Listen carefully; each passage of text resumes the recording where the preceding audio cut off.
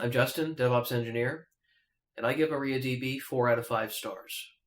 For more reviews like these, please click the link below. Before MariaDB, we had MySQL.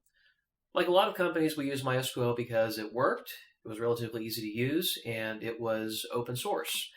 And then Oracle bought it out, and we are very familiar with Oracle and wanted nothing to do with any Oracle-backed product. We chose MariaDB because we wanted something that was like MySQL, sort of a drop-in replacement with a lot of the same features, and better community stewardship. We did not want to have another open source project that would get swallowed up by a company like Oracle.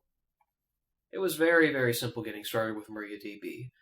Essentially, every library and program we had that worked with MySQL also worked with MariaDB, so it was just applying the same MySQL knowledge we already had to a different context. If you're thinking about MariaDB, two things.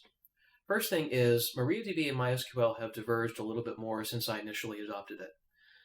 They are having some compatibility issues, and I expect that to get a little bit worse over time, so think carefully about whether your existing MySQL tooling will in fact work with MariaDB. It's no longer necessarily a drop-in replacement.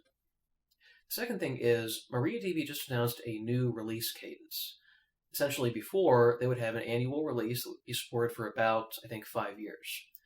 Now, they're releasing new updates every quarter, and they're each going to be supported for 1 year. So, if you like the idea of more frequent updates, then you'll love MariaDB's new cadence. If not, then you may wish to consider something that's roughly equivalent but has a longer support cycle like PostgreSQL.